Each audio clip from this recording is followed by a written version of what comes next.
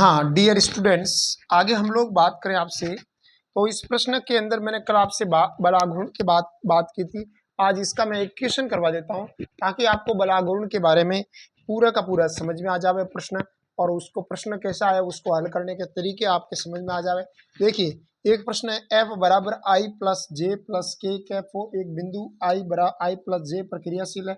इसका बिंदु ओ ए के सापेक्ष आपको आघूर्ण ज्ञात करना है। तो ओ ए कितना हो जाएगा, ओ ए हो जाएगा हमारे पास, ओ ए हो जाएगा हमारे पास बल इंटू आघूर्ण भुजा। तो देखो इधर, हाँ ओ ए कितना हो जाएगा, ए का स्थिति सदिश माइनस ओ का स्थिति सदिश ए माइनस ओ, राइट। तो हमारे पास ये आ जाएगा, आर सदिश बराबर ये आ जाएगा। तो बल इंटू आघूर्ण भुजा, ये आघूर्ण भुजा। अब इसको बल आघूर्ण ज्ञात करेंगे तो इसको मल्टीप्लाई करना है, क्रॉस मल्टीप्लाई करना है। और इसका अगर आर के साथ, आर का मतलब आई जे के साथ अगर मैं क्रॉस मल्टीप्लाई करूंगा तो यहाँ पर आ जाएगा हमारे पास एक जीरो माइनस एक जीरो और जीरो, इसका मान अब हाँ एक हो जाएगा भाई। ऐप का मान लीजिएगा एक एक एक एक एक एक और एक, ठीक है। आई कैप ले लेते हैं तो इसका इसके साथ मल्टीप्लाई माइनस ये करेंगे, जीरो माइनस माइनस वन हो जाएगा, प्लस जे कैप करेंगे तो क्या आ जाएगा, इन दोनों का मल्टीप्लाई माइनस एक हो जाएगा, माइनस एक हो जाएगा, राइट। प्लस के कैप निकालेंगे तो कितना हो जाएगा, एक माइनस जीरो हो जाएगा, एक माइनस जीरो। अब इसको सॉल्व करें तो कितना आ जाएगा हमारे पास, आई कैप माइनस टू जे cap plus k cap, right बात है आंसर। इस प्रकार हम लोग इसको ज्ञात कर सकते हैं। अगर बल आघूर्ण की मान निकालते हैं, अगर इसका परिमाण निकालते हैं तो परिमाण इसका हो जाएगा, परिमाण बराबर हो जाएगा अंडर रूट में एक का स्क्वायर प्लस माइनस दो का स्क्वायर प्लस एक का स्क्वायर। तो इसका मान हो जाएगा हमारे पास एक प्लस चार प्लस एक बराबर हो जाएगा अंडर रूट छः, राइट। अब ये प्रश्न था हमारे पास। अब मैं आपको एक चीज समझाता हूं, तीन सदिश आ जावे उसका गुणनफल कैसे ज्ञात करते हैं। तो अगला टॉपिक लगाइए, हैंडल एडिंग लगाइए, अगले टॉपिक एडिंग लगाइए, तीन सदिश का अदिश गुणनफल। तीन सदिशों का गुणनफल, तीन सदिशों का गुणनफल। तीन सदिशों का गुणनफल कैसे करते हैं उसके बारे में आपसे मैं बात करूंगा।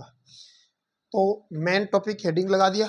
अब मैं तीन सदिशों का गुणनफल करना आपको सिखा देता हूं, कैसे कैसे इसको सही आपको साबित कर सकते हो और कैसे इसको गलत साबित कर सकते हो, राइट बात है। आपको कोई पूछ ले तीन सदिशों का सदिश गुणनफल पूछ ले, तो उसको अगर लिखने का तरीका पूछे और अदिश स्तरीय गुणनफल कैसे कैसे लिखे जा सकते हैं, तो सबसे पहले मैं आपको बता देता हूं अदिश स्तरीय गुणनफल। अदिश स्तरीय गुणनफल, अदिश स्तरीय गुणनफल। तो इसकी डेफिनेशन लिख सकते हो आप कि यदि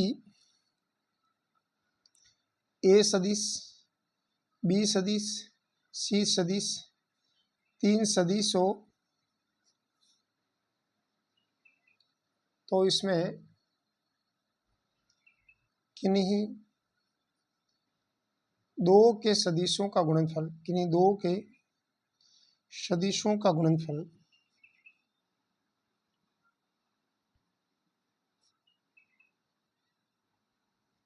किन्हीं दो के सदिशों का गुणनफल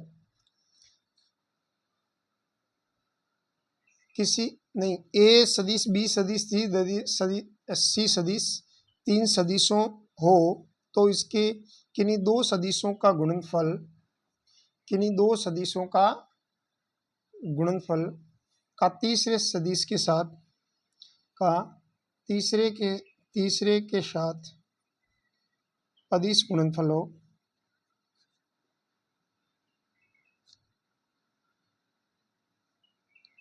तो इसे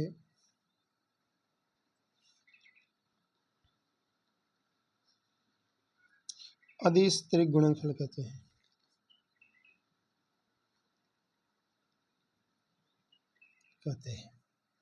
अब इसको कैसे सॉल्व करेंगे, कैसे लिखेंगे, उसको लिखेंगे। इसे आप बॉक्स प्रोडक्ट भी बोलते हैं, बॉक्स प्रोडक्ट।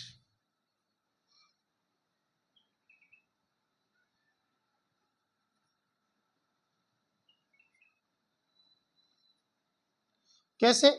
आपके सामने यदि ए सदिश है उसका तो आपको सदिश अदिश गुणनफल करना किसके साथ, बी क्रॉस सी के साथ। तो ये एक त्रिक गुणनफल हो गया, राइट बात है। आपको अगर कोई बी सदिश लिखते हैं तो उसका किसके साथ हो जाएगा, सी और ए के साथ गुणनफल हो जाएगा। आपको कोई सी सदिश ले ले तो उसको गुणनफल हो जाएगा, सी सदिश गुणनफल हो जाएगा ए सदिश क्रॉस बी सदिश, राइट बात है। इसको अगर बॉक्स प्रोडक्ट में लिखना चाहे तो इसको ऐसे लिख सकते हैं, ए सदिश बी सदिश सी सदिश। इसको बॉक्स प्रोडक्ट में लिखना चाहे तो क्या लिख सकते हैं, बी सदिश सी सदिश और ए सदिश। इसको बॉक्स प्रोडक्ट में लिखना चाहे तो सी सदिश ए सदिश और बी सदिश, राइट बात है। अब इसको इस टाइप से लिख सकते हैं। आगे देखिए, अब इसको अगर आप लिखना चाहो तो आप मेरे सामने ऐसे प्रश्न भी है बहुत सारे कि इसको बॉक्स प्रोडक्ट को कैसे सॉल्व करते हैं। देखो इधर आपके सामने यदि यहाँ पर आई हो और यहाँ पर जे हो और यहाँ पर हो के हो तो इसको अगर बॉक्स प्रोडक्ट में लिखना चाहो तो इसको ऐसे लिख सकते हैं, आई जे और के। तो इस प्रकार हम लोग इसको आई कैप जे कैप और के कैप, इसको आई कैप जे कैप इस प्रकार लिख सकते हैं। अब इसको अगर सॉल्व करना चाहे तो देखो आई कैप जे और के का मल्टीप्लाई करेंगे तो किस क्या आ जाएगा, आई कैप आ जाएगा। अब आई कैप इंटू आई कैप करेंगे तो कितना हो जाएगा, 1 हो जाएगा। आई और आई के बीच में 0 डिग्री एंगल होता है, cos 0 का मान होता है 1 और 1 इंटू ए का मान 1 हो जाएगा, राइट बात है, कोई दिक्कत जैसी बात नहीं। अब देखो इधर आगे हम लोग जाए लिखना चाहे तो अब इसको सोल्व कैसे कर पाएंगे। सोल्व करने के तरीके को अगर हम लोग समझें तो मैं आपके सामने बहुत सारी इससे प्रश्न लिख देता हूं, और भी अगर आप लिखना चाहो तो लिख सकते हो। जैसे अदिश त्रिक गुणनफल लिख दिया, और इसके साथ साथ अगर हम लोग बात करें आपसे, ऐसे मैं कुछ प्रश्न लिख देता हूं ताकि एक एग्जाम्पल लिख देता हूँ, एग्जाम्पल लिखो मेरे साथ साथ आप भी, कि आई प्लस जे जे प्लस के और के प्लस आई, इसका आकर आपको इसका आपको बॉक्स प्रोडक्ट निकालना है। तो कैसे निकालेंगे,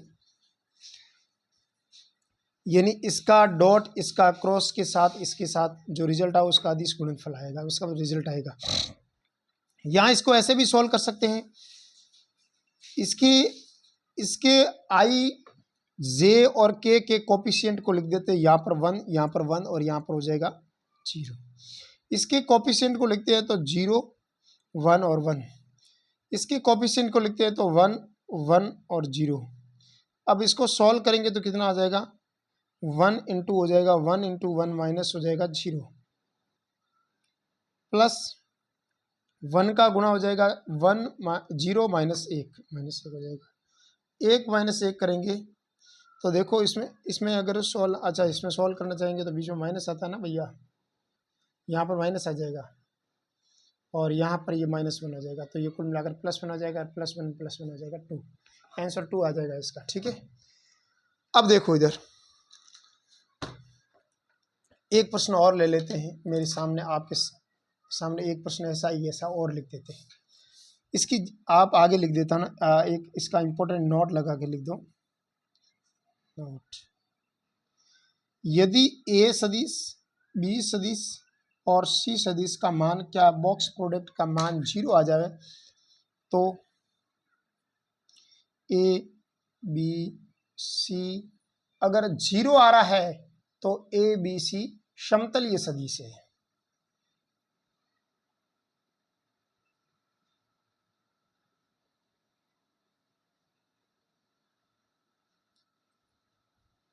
होंगे, राइट बात है।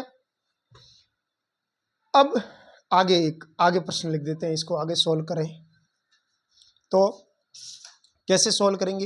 एक प्रश्न लिखो, सेकंड ग्रेड में आया हुआ है प्रश्न, सेकंड ग्रेड में आया हुआ प्रश्न, द्वितीय श्रेणी में आया हुआ प्रश्न, शिक्षक भर्ती। एक प्रश्न आया था, वो प्रश्न था कि यहां लिखा था 2i कैप जे कैप प्लस के कैप, आई कैप जे cap plus k cap, 2k cap minus जे कैप प्लस आई कैप। इसको सॉल्व करना था और ये सेकंड ग्रेड में प्रश्न आया था, इसको सॉल्व कीजिए, इसका हल निकालिए। ठीक है, अगर इसका हल निकालना है तो क्या करना था आपको? इसका बॉक्स प्रोडक्ट करना था, इसके कोफिशिएंट को लिखना था 2 1 और 1 1 1 और 1 2, इसके कोफिशिएंट 1 था तो 1 -1 और 2। इसको सॉल्व करो, कितना होता है 2, इस दोनों का गुणा 2 माइनस 1 गुणा हो जाएगा 2 गुणा, इसका इसके साथ गुणा करेंगे तो 1 हो जाएगा, 2 माइनस 1 प्लस 1 गुणा -1 2 गुणा 2 माइनस 1 प्लस 1 कितना हो जाएगा 3, -1 गुणा 1 -1 हो जाएगा, नहीं -2 हो जाएगा, और ये हो जाएगा 6 -1 -2 और 6 माइनस हो जाएगा 3 और 6 - 3 कितना हो जाएगा 3। राइट बात है। ऐसे ही आप बहुत सारे प्रश्न कर सकते हो इसको सॉल्व। एक आगे की तरफ चले तो ऐसे मैंने एक एग्जांपल लिया, तो आप इस प्रकार से बहुत सारे एग्जांपल लेके इसको प्रश्न करेंगे, बहुत सारे आगे प्रश्न भी आएंगे, तब आपके एक अंदर एक कॉन्फिडेंस क्रिएट हो जाएगा। ठीक है, तो आप प्रश्न बहुत सारे कर सकते हो। अब देखो, एक आप आगे लिखिए, सदिशों के त्रिक गुणनफल को कैसे अपन इसको सोल्व कर सकते हैं, कैसे इसको हल करते हैं, वो चीजें लिखिए। दो सदिश समान होने पर अदिश त्रिक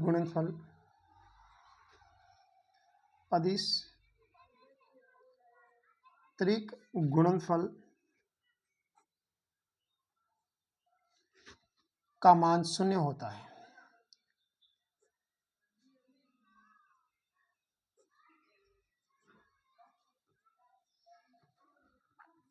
एक ये प्रश्न लिखो, यानी दो सदिश समान होने की स्थिति पर उसका अदिश गुणनफल वो हमेशा 0 होगा। कैसे? अगर यहाँ पर ए लिख दो, यहाँ पर ए सदिश लिख दो और यहाँ पर सी सदिश लिख दो, तो उसका अगर अतिरिक्त गुणनफल करेंगे तो 0 आएगा। कैसे? आप इसको सोल्व करेंगे तो इसको मैं a1 a2 और a3 के कैप लिख देता हूँ, ये भी a1 a2 और a3 के हो जाएगा, इसका हो जाएगा c1 c2 और c3। अब हम जानते हैं कि अगर आपके सामने r1 और r2 दो रो अगर इक्वल होती है तो उसका मान कितना होता है? ऑलवेज 0 होता है। इसका मतलब ये हुआ कि अगर आपके सामने सदिश बराबर होते हैं या फिर, तो उसका मान हमेशा 0 होता है। ठीक है, आगे देखो, दूसरा प्रश्न लिखो, ए सदिश बी सदिश और सी सदिश को मैं किस प्रकार से लिख सकता हूँ? इसको अगर सोल्व करेंगे तो मैं इसे ऐसे भी लिख सकता हूँ, ए डॉट बी क्रॉस सी, ऐसे भी लिख सकता हूँ। आप इस क्रॉस प्रोडक्ट को आगे, डॉट प्रोडक्ट को पीछे भी लिख सकते हैं, किसी प्रकार का कोई दिक्कत नहीं है, लेकिन क्रम सही होना चाहिए। राइट बात है। अगर ऐसे लिखे तो इसका मान, अब मैं आपके सामने अगर इसको सोल्व करना चाहूँ तो कहने का मतलब क्रम में कोई परिवर्तन नहीं आना चाहिए। यानी ए सदिश अगर आपके सामने सी सदिश लिख दो तो सी के बाद क्या आ रहा है? वापस ए और बी, ऐसा आना चाहिए क्रम, ए सदिश बी सदिश। अगर आपने आगे ए लिख दिया, बी लिख दिया, तो बी के साथ बाद में क्या आएगा? सी और ए, इस प्रकार आएगा। आगे ए लिख दिया तो ए बी सी आएगा, बी सी बी लिख दिया तो बी सी आ जाएगा, और सी लिख दिया तो सी ए भी आ जाएगा। राइट बात है, तीनों के तीनों आपस में बराबर होंगे, अर्थात हमारे पास ये रिजल्ट आएगा। रिजल्ट ये आया मेरे पास कि अदिश त्रिगुणनफल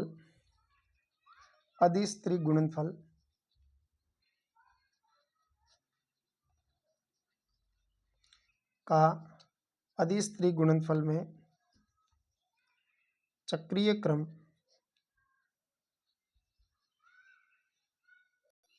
हाँ, इसको अगर हम लोग बात करें तो चक्रीय अर्थात अदिश त्रिगुणनफल में चक्रीय क्रम में परिवर्तन करने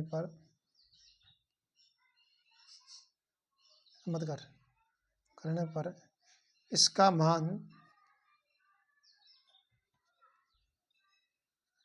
नहीं बदलता है।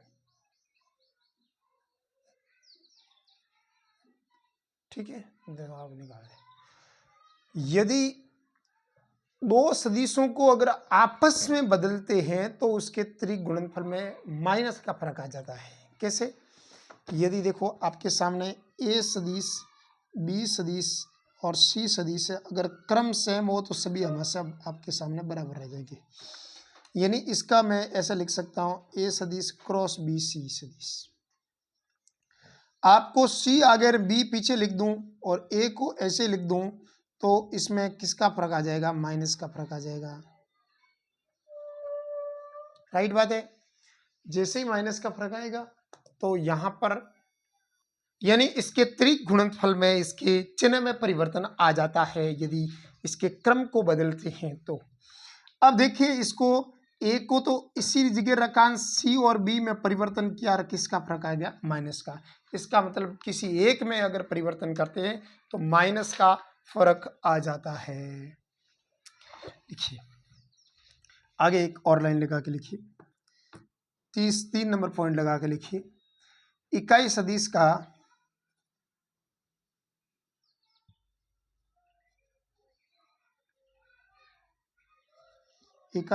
का त्रिगुणनफल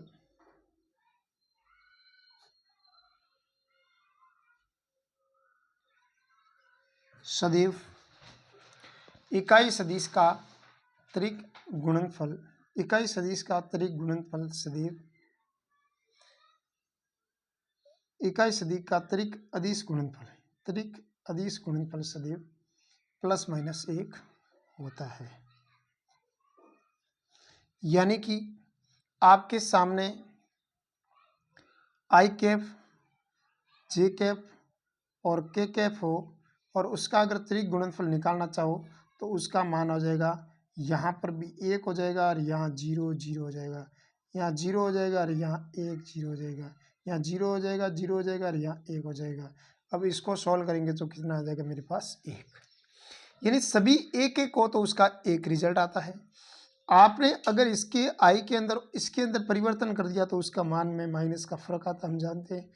तो इसका रिजल्ट अगर निकालना चाहिए तो देखो, 1 0 0 0 0 1 1 0 1 0, इसको सॉल्व करेंगे तो इसका मान आ जाएगा माइनस का 1।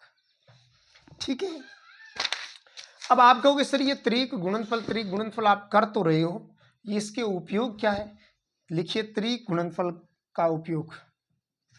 त्रिगुणनफल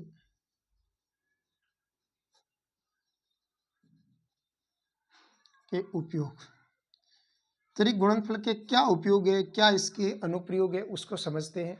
तो त्रिगुणनफल का उपयोग यह है कि इसका आयतन ज्ञात करने में, इसका मान आयतन ज्ञात करने में इसको उपयोग में लिया जाता है। देखिए सबसे पहला कैसा आयतन? समांतर षटफलक का अगर आयतन ज्ञात करना है, समांतर षटफलक का आयतन,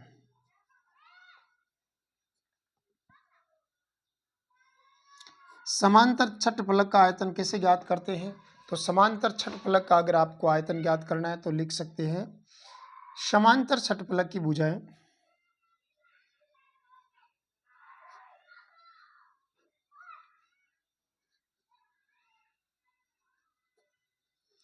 ए सदिश, बी सदिश और सी सदिश है। तो इसका अगर आयतन ज्ञात करना है तो आयतन का सूत्र होता है आधार का क्षेत्रफल इंटू ऊंचाई, यही होता है। क्षेत्रफल इंटू ऊंचाई होता है और आधार के क्षेत्रफल का पूरा लिखने से अच्छा है कि समांतर षटफलक का आयतन होता है ए बी और सी, राइट, ऐसे होगा। दूसरा इसका और अनुप्रयोग होता है ए बी सी, क्या है तो ए बी सी इसकी भुजा है। दूसरा सूत्र लिखो, चतुष्फलक का आयतन का आयतन, पहला आयतन ना वॉल्यूम ऑफ द पैरेलल, ठीक है ना। चतुष्फलक का आयतन कैसे ज्ञात करते हैं, तो चतुष्फलक का आयतन कैसे ज्ञात करते हैं तो इसका सूत्र होता है टेट्राहेड्रागोन ऐसा होता है ना, उसका नाम होता है। तो इसका आयतन का फॉर्मूला हो जाएगा ए बी सी, अगर भुजा है तो इसका सूत्र हो जाएगा 1/6 एक भाग हो जाएगा, इसका छठा भाग हिस्सा हो जाएगा ए बी सी, राइट बात है। ये चतुष्फलक का आयतन का सूत्र हो जाएगा, ठीक है। और ए बी सी इसके भुजा है, ठीक है ना। एक बिंदु को फिक्स करके भुजाएं निकालते हैं। जैसे आपको कि सर ऐसे कैसे निकाल सकते हैं एक बिंदु को फिक्स करके, यानी एक प्रश्न लिख देते हैं। प्रश्न लिखो, चतुष्फलक का आयतन ज्ञात कीजिए। लिखो, चतुष्फलक का आयतन ज्ञात कीजिए जिसके शीर्षों के जो निर्देशांक है वो है हमारे पास। लिखो, चतुष्फलक का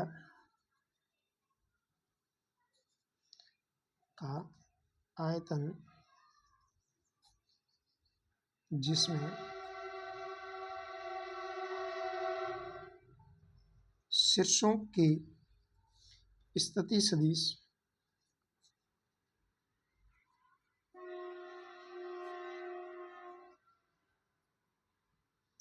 क्रमशः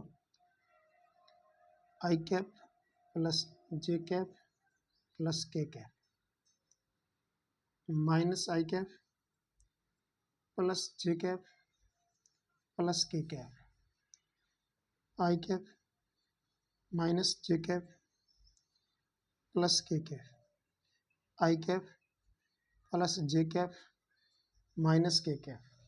अगर इसका आयतन ज्ञात करना, मैंने कहा एक बिंदु को फिक्स कर दे, चलो ए को फिक्स कर देते हैं। तो एक तो हो जाएगा ए बी सदिश और एक हो जाएगा ए सी सदिश और एक हो जाएगा ए डी सदिश। ए बी सदिश निकालना है तो बी का स्थिति सदिश माइनस ए का स्थिति सदिश, यानी इसको अगर सोल्व करना चाहे तो अगर मैं इसको ए मान लेता हूँ, इसको बी बिंदु मान लेता हूँ, इसको सी मान लेता हूँ, इसको डी मान लेता हूँ, तो इसको कैसे निकलेंगे कि b माइनस ए। तो b माइनस ए ज्ञात करेंगे तो -1 इंटू -1 क्या हो जाएगा -k2i। j में से j घट गया 0 हो जाएगा, k में से k घट गया 0 आ जाएगा हमारे पास 2i के। c का स्थिति सदिश माइनस ए का स्थिति, c में से इसको घटाएंगे तो -k2j हो जाएगा, बाकी सब कट जाएगा। और d में से ये घटाएंगे तो कितना हो जाएगा, ये कट जाएगा और ये कट जाएगा तो -k2k हो जाएगा, राइट बात है। चतुष्फलक के आयतन का सूत्र क्या होता है, चतुष्फलक का आयतन, इसका सूत्र हो जाएगा हमारे पास 1/6 हिस्सा हो जाएगा ए बी ए सी और ए डी। इसको अगर सोल्व करना चाहे तो कितना हो जाएगा हमारे पास -k2i Kaif -k2j Kaif -k2k Kaif. इसको सोल्व करना -2 बाहर ले लो, -2/6 आई कैप जे कैप और के कैप। इसको सॉल्व करेंगे तो -1/3 आई कैप, सॉरी कॉमन नहीं ले सकते ना, ऐसे कॉमन नहीं आएगा भैया, सॉरी 1/6 लेने दो, यहाँ पर -2 और -2 लेने दो, ठीक है, सॉरी 1/6 रहने दो। इसको सॉल्व कर दो, -2 0 0 0 -2 0 0 0 -2, इसका हो जाएगा 1/6। और इसको अगर हम सॉल्व करेंगे तो कितना हो जाएगा हमारे पास -2 और -4 हो जाएगा, यहाँ पर +4 हो जाएगा और 4 दूनी कितने हो जाएंगे, माइनस के 8/6। इसका मॉडुलस आएगा, क्योंकि इसे आयतन निकाल रहे हैं। 2 से कटा तो 4 बार कटा, 3 बार कटा। इसका मॉडुलस निकालना तो हमारे पास आंसर आएगा 4/3। इकाई क्यूब आ गया, घन इकाई हो गया। ठीक है ना। अब आगे देखें तो यदि चतुष्फलक का आयतन 0 आ जाता है,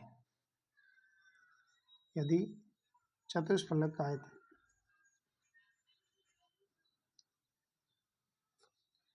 0 आ जाता है तो तीनों सदिश समतलीय होंगे।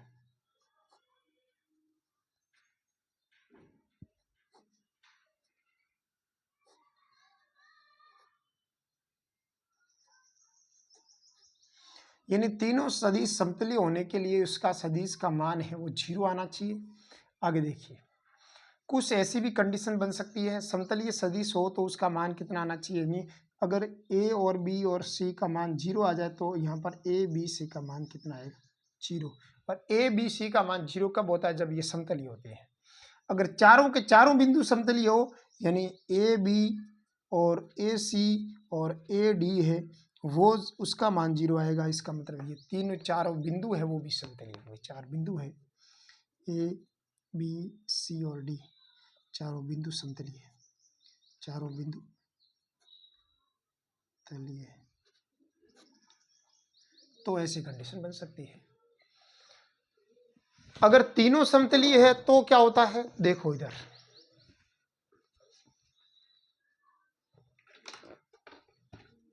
लिखो, एक प्रश्न लिखो, इसमें आपको लेमड़ा के मान को ज्ञात करना है। और आपको मैं यहाँ पर वो बोल दूंगा कि ये समतलीय सदिश है। लिख दो, लो लिखो, ए सदिश बराबर लेमड़ा आई कैप प्लस 4 जे कैप माइनस के कैप। और बी सदिश भी हमारे पास दे रखा है 8 आई कैप माइनस 10 जे कैप प्लस 5 के कैप। और सी सदिश बराबर 5 आई कैप 3 जे कैप 2 के कैप। अगर हम लोग सॉल्व करना चाहें तो तीनों समतलीय सदिश हैं, तब तीनों समतलीय सदिश हैं, तीनों यदि तीनों चलिए सदिश हो तो इसका मतलब क्या होता है कि यदि ये तीनों समतलीय सदिश है तो इसका मान आपको लेमड़ा का मान निकालना है। प्रश्न में लिखा हुआ है तीनों समतलीय सदिश है, इसका मतलब इसका अगर आपको ए बी सी का मान निकालेंगे तो उसका मान कितना आना चाहिए, 0। यानी लेमड़ा 4 और माइनस 1, 8 माइनस 10 और 5, 5 माइनस 3 और 2, इसका मान 0 आएगा। अब इसको सॉल्व करना तो आपको आता है लेमड़ा माइनस 20 प्लस 15 माइनस 4, अगर बाहर ले तो 16 माइनस 25 आ जाएगा अंदर, माइनस 1 हो जाएगा तो 24 प्लस 50 आ जाएगा, बराबर हो जाएगा 0। इसको सॉल्व करेंगे तो ये माइनस का 5 लेमड़ा बचेगा, यहाँ पर 36 हो जाएगा, यहाँ पर 26 हो जाएगा, बराबर 0। माइनस 5 लेमड़ा बराबर हो जाएगा माइनस का 10, 10 लेमड़ा का मान हो जाएगा 2। सिंपल प्रश्न था, ऐसा ही प्रश्न था, नॉर्मल प्रश्न। ठीक है, आगे देखिए, अगले प्रश्न की तरफ चलते हैं। तो अगर हम लोग बात करें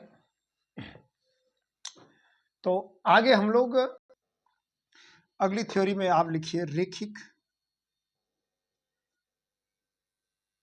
स्वतंत्र सदिश, रेखिक स्वतंत्र। अब ये रेखिक स्वतंत्र क्या होता है, लीनियर इंडिपेंडेंट, आप इंग्लिश में लिख सकते हो लीनियरली इंडिपेंडेंट। और लीनियरली इंडिपेंडेंट क्या होता है, सदिश ए सदिश बी सदिश और सी सदिश रेखिक स्वतंत्र कहलाते हैं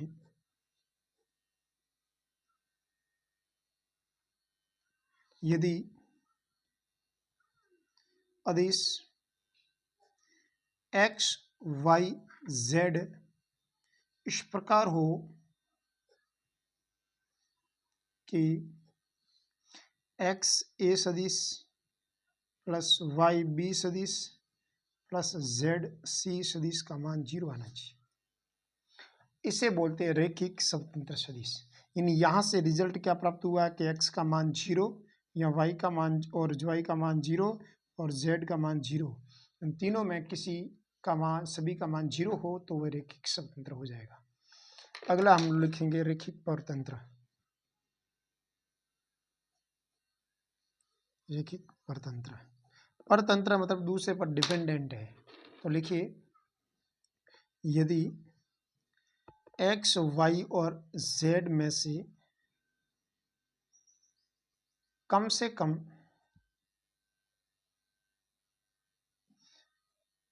कोई एक भी सदिश एक भी अशून्य हो तब ए बी और सी सदिश रैखिक परतंत्र कहलाते हैं। सभी के मान 0 हो तो रैखिक स्वतंत्र। अब सभी के मान 0 में से कोई एक का मान अगर 0 नहीं हो तो रैखिक परतंत्र हो जाएगा। राइट बात है। आगे हम लोग इसके कुछ पॉइंट लिखेंगे कि यदि इस प्रकार की कंडीशन हो कि यदि ए सदिश बी सदिश और सी सदिश समतलीय सदिश हो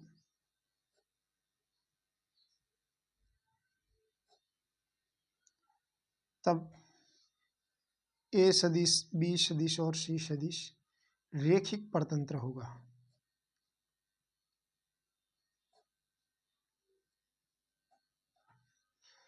और यदि ऐसी कंडीशन बन जाए कि ए बी और सी सदिश असमतलीय हो तो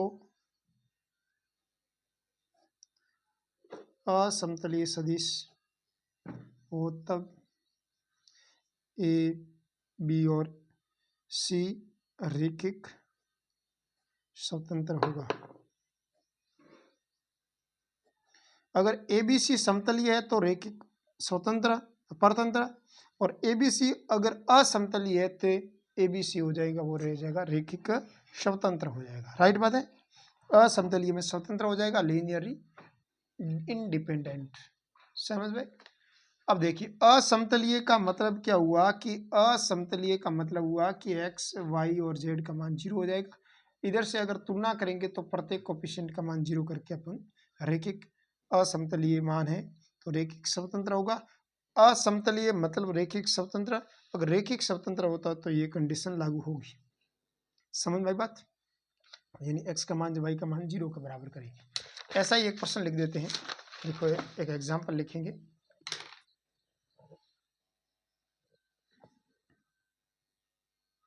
एग्जाम्पल ये है कि ए सदिश बराबर i plus 2j plus 3k, बी सदिश बराबर i plus 3j plus k। Right बात है। और सी सदिश बराबर आई प्लस जे प्लस के असमतलीय सदिश हो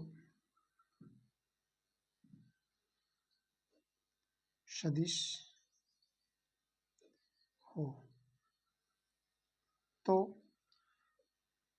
यदि असमतलीय सदिश हो तो क्या कंडीशन बैठेगी यहाँ पर। ऐसे प्रश्न एक्सरसाइज में आ जाएंगे तो अपन वहाँ एक्सरसाइज भी ले लेंगे। ठीक है। अभी मैं एक प्रश्न और ले लेता हूँ जो आपको प्रश्न ये है।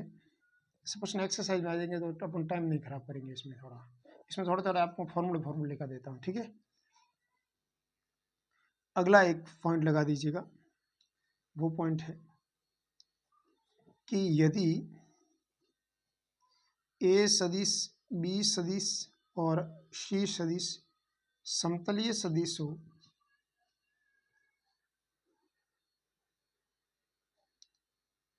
तब सदिश को शेष तब एक सदिश को शेष अन्य दो सदिश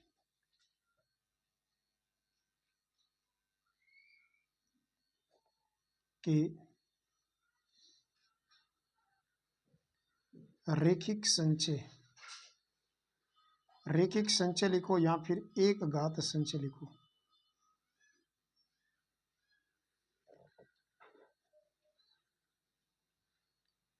रूप में लिखा जाता है। इंग्लिश में लिखा जा सकता है इसको लीनियर कॉम्बिनेशन। ठीक है, यानी इसे लीनियर कॉम्बिनेशन के फॉर्म में लिखा जा सकता है। अगर हम लोग बात करें आपसे कि यदि ए सदिश, बी सदिश और सी सदिश समतलीय सदिश हो,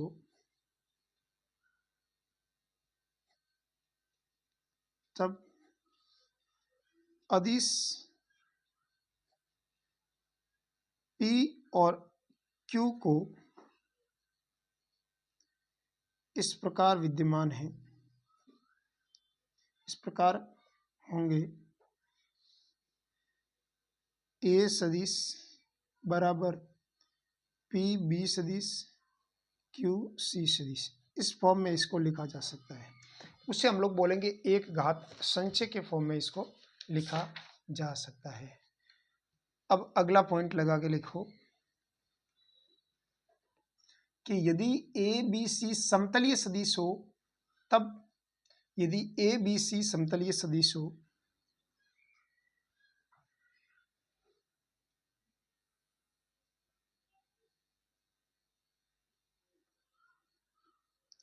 ए बी सी समतलीय सदिश हो तो एक्स ए सदिश वाई बी सदिश प्लस जेड सी सदिश बराबर क्या हो जाएगा, जीरो। अगर इसका मान जीरो कब होगा तब इसका मान x plus y plus z का मान किसका होगा, जीरो होगा। समझ में आई बात। अब देखो, अब ऐसा ही एक प्रश्न लिख लेते हैं जिसमें ये अगर समतलीय है या नहीं, इस प्रकार का एक प्रश्न है। वो प्रश्न ऐसा है जो 2013 के अंदर आया हुआ प्रश्न है, जिसमें स्पष्ट लिखा हुआ 2013 में, ये फर्स्ट ग्रेड में आया था। क्या प्रश्न था कि यदि ए सदिश बी सदिश और सी सदिश असमतलीय हो, असमतलीय सदिश है तथा अदिश एक्स वाई जेड इस प्रकार विद्यमान होगा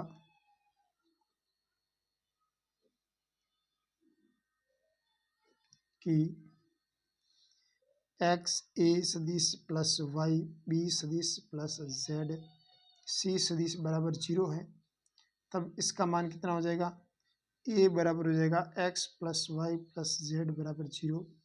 नहीं होना चाहिए। बी ऑप्शन में आ जाएगा, एक्स का मान जीरो नहीं है, वाई का मान भी जीरो नहीं है और जेड का मान भी जीरो नहीं है। सी ऑप्शन में आ जाएगा, एक्स का मान जीरो, वाई का मान जीरो और जेड का मान जीरो। डी ऑप्शन में आ जाएगा, एक्स वाई और जेड में से कम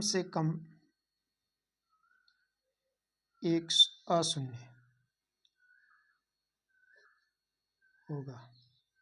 अब मेरे को एक चीज बताओ, स्पष्ट लिखा हुआ है कि ए बी सी असमतलीय सदिश है।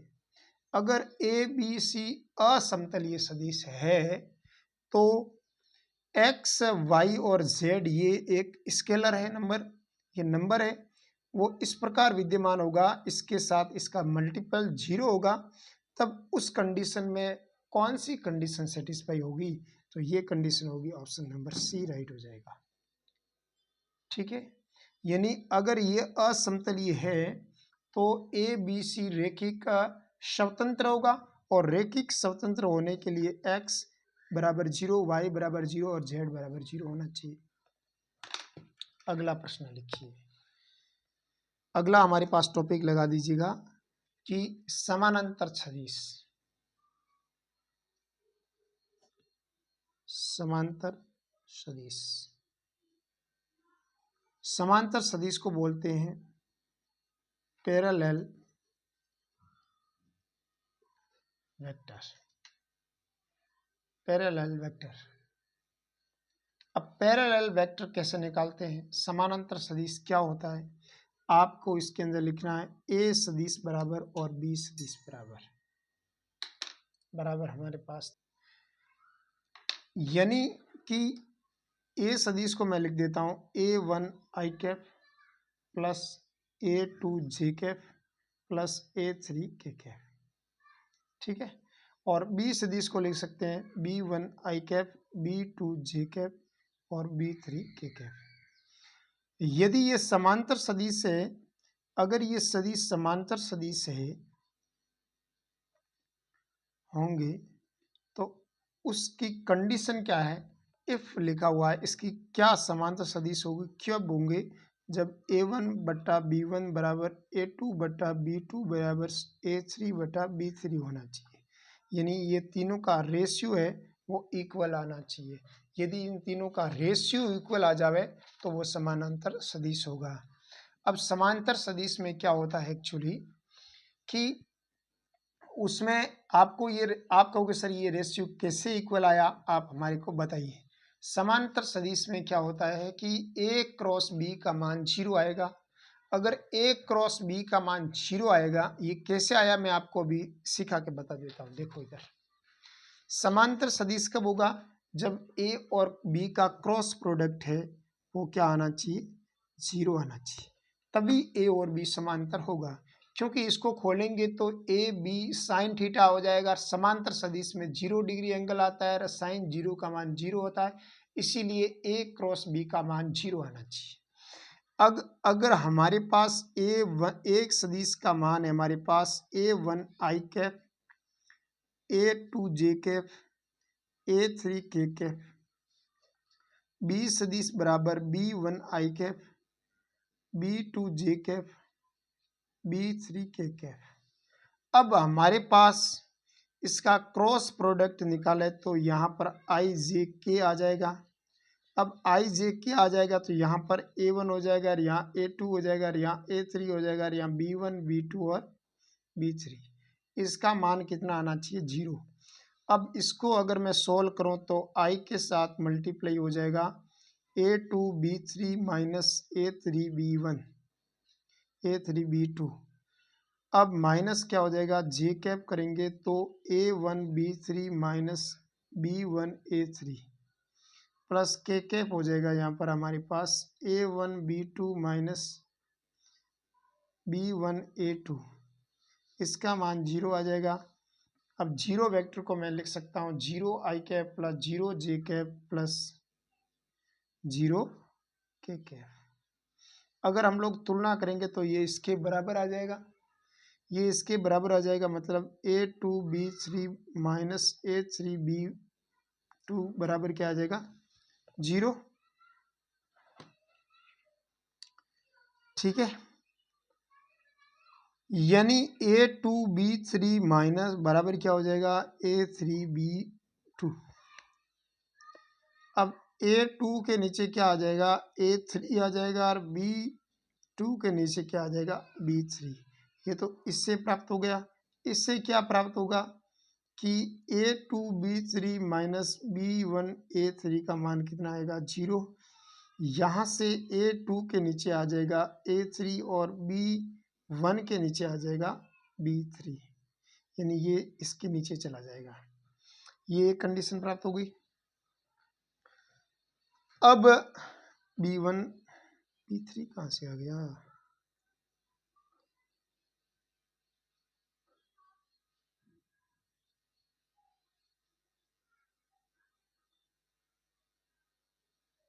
ठीक है।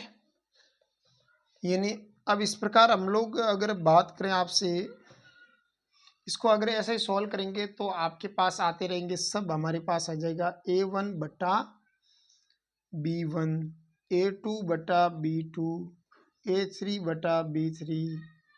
अब सबको आप सेटलमेंट करेंगे तो इस प्रकार के हमारे पास डिजिट बन जाएगी। राइट बात है, यानी ये इसके नीचे आता तो A3 बटा B3 आ जाएगा, यानी ये दोनों बराबर। इस प्रकार मान निकालने के मतलब, ठीक है। अब ये इसके नीचे आएगा तो ये इसके नीचे आ जाएगा, कहने का मतलब बात यही है, ठीक है। अब आप सॉल्व कर पाएंगे, ठीक है, सॉल्व कर देना।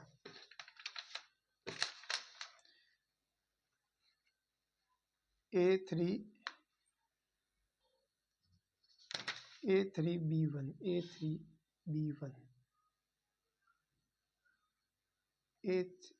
B1 A3 B1 हो जाएगा यहाँ, और A की पावर 3 हो जाएगी, A3 हो जाएगा यहाँ पर, ठीक है। B1 A3 है ना, ठीक है। आप ऐसे सॉल्व कर पाएंगे तो कोई दिक्कत जैसी बात नहीं रहेगी, आप आराम से सॉल्व कर देना, ठीक है। अब एक प्रश्न है कि सर ऐसा क्या होता है, हमारे पास आपको पता लगाना है कि ये स्वतंत्र है कि नहीं, समानांतर है कि नहीं, उसको कैसे हम लोग पता लगा पाएंगे। प्रश्न आ जाए तो उसको कैसे सॉल्व करेंगे। तो लिखिए आराम से मेरे साथ साथ आप भी कि यदि A1 बटा B1, A2 बटा B2, A3 बटा B3 का मान अगर लैम्बडा के बराबर कर दूं तो यहाँ से A1 का मान आ जाएगा लैम्बडा B1, A2 का मान आ जाएगा लैम्बडा B2, A3 का मान आ जाएगा लैम्बडा B3। इसको सॉल्व करें तो यहाँ पर हो जाएगा A सदिश का मान निकाला जाए तो यहाँ पर ये लैम्बडा, मतलब इसको आई कैप से गुणा, इसको जे कैप से गुणा, इसको के कैप से गुणा करके जोड़ूं इसको तो यहाँ पर हो जाएगा A1 आई कैप, A2 जे कैप, A3 के कैप, लैम्बडा B1 आई कैप, B2 जे कैप, B3 के कैप, ऐसा माना जाएगा। अब इसको लिखने का तरीका हो जाएगा A सदिश बराबर लैम्बडा B सदिश, ये आ जाएगा, ठीक है। अब आगे एक प्रश्न लिखें तो आपको पता लगाना है कि ये समानांतर सदिश है कि नहीं है। एग्जाम्पल लिखो, A सदिश बराबर i cap plus 2j cap plus k cap, और B सदिश बराबर लिखो 5 i cap plus 10j cap plus 5 k cap.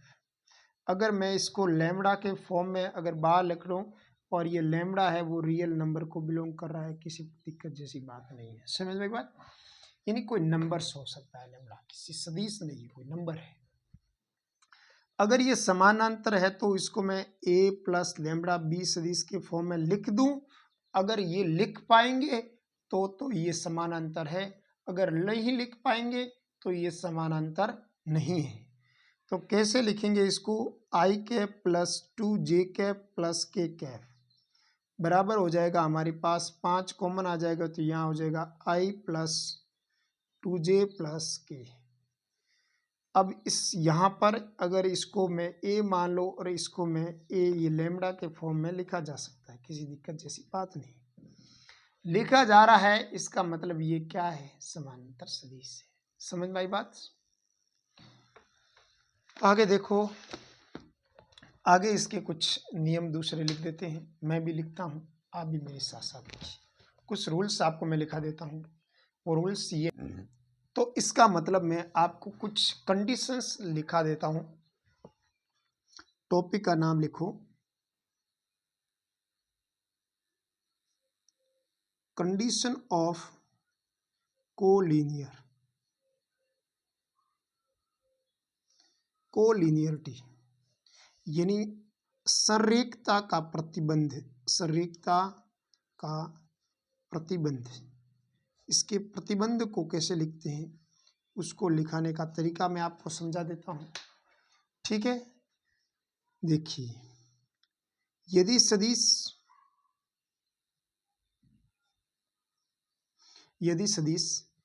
ए सदिश व बी सदिश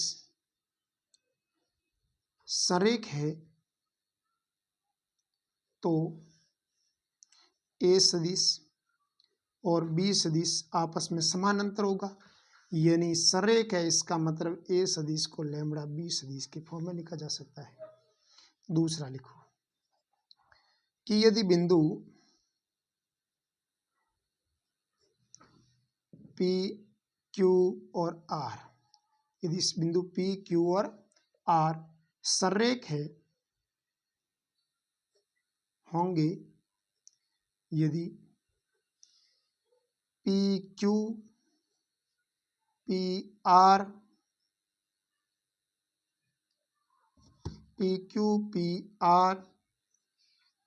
और पी क्यू पी आर और क्यू आर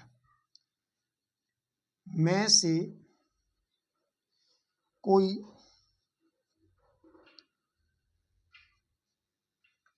अगर कोई दो समांतर है, कोई दो सदिश